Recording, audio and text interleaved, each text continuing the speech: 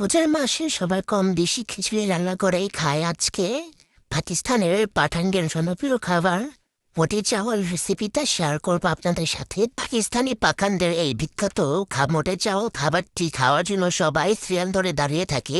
এই খাবারটি যদি আপনারা একবার রান্না করে খেতে চান তাহলে এর স্বাদ কখনোই বলতে পারবেন না।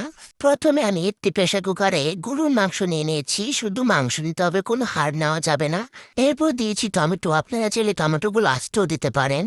তারপর দিব পেঁয়াজ কুচি, এরপর দেব আস্ত দুটা রসুন, কয়েকটা কাঁচামরিচ দিলাম, পরিমাণ মতো লবণ, আদা রসুনের পেস্ট পরিমাণ মতো, সামান্য হলুদ মরিচের গুঁড়া দেব, 1 কাপ পরিমাণ সয়াবিন তেল, হাত দিয়ে ভালো করে মাখিয়ে নেব। পরিমাণ মতো পানি দিলাম, 3টা সিটি দিয়ে নামিয়ে নিয়েছি। সবগুলো গোস্ত মশলা ভালোভাবে সিদ্ধ হয়ে গিয়েছে। এখন গোস্তগুলো আলাদা করে নেব। গোস্তগুলো আলাদা করে নিয়েছি, এবার ঠান্ডা হয়ে গেলে এভাবে হাত দিয়ে সবগুলো গোস্ত ছেড়ে ছেড়ে নেব। এই মশলাগুলো ফেলা যাবে না, এগুলোকে ব্লেন্ডার করবো। আর এখানে আস্ত রসুনগুলো চাপ দিয়ে বের করে খোসা ছাড়িয়ে নেব।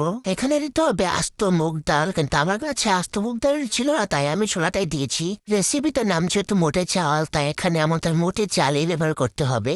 চুলায় কড়াই বসিয়ে গোস্ত সিদ্ধ করা পানিগুলা দিয়ে দিয়েছি। এরপর চাল আর ডালগুলো ধুয়ে দিয়ে দিলাম। সামান্য পরিমাণ কিছু পানি দিলাম। চিড়ে রাখা গোস্তগুলো দিয়ে দিলাম। 1 চা চামচ আদা রসুনের পেস্ট দিয়ে দিলাম। ব্লেন্ড করা মশলাগুলো দিয়ে দিলাম। গরম মশলা গুঁড়া দিয়ে দিলাম। হলুদ মরিচের গুঁড়া 1 চা চামচ, স্বাদ মতো লবণ, 1/2 চা চামচ জিরা গুঁড়া দিয়ে ভালো করে নেড়ে চেড়ে চালটা সিদ্ধ হতে দেবো। চাল সিদ্ধ করে পানি শুকিয়ে নিয়েছি, এবার অনবরত লাড়াচাড়া করতেই হবে। এই মুহূর্তে এত সুন্দর একটা গ্রান এসেছে, মনে হচ্ছিল এখনই খেয়ে ফেলি। আলাদা একটা কড়াইতে সামান্য তেল গরম করে কয়েকটা শুকনো মরিচ দিয়ে আর পেঁয়াজ কুচিয়ে দিয়ে ভালো করে নেড়ে চেড়ে বাদামি কালার করে নেব। ভেজে নেওয়া পেঁয়াজ মরিচগুলো খিচুড়ির মধ্যে দিয়ে দিয়ে ভালো করে নেড়ে চেড়ে নামিয়ে নেব। এরকম একটা মজাদার খিচুড়ি ইফতারিতে সবার সামনে দিলে সবাই খুশি হয়ে যাবে। আর বিশেষ করুন খিচুড়িটা খেতে এত মজাদার হয়েছে আমি আপনাদের বলে বোঝাতে পারবো না। আমি যখন ভয়েস ওভার দিচ্ছি আমার মুখে এখনই পানি এসে পড়ছে।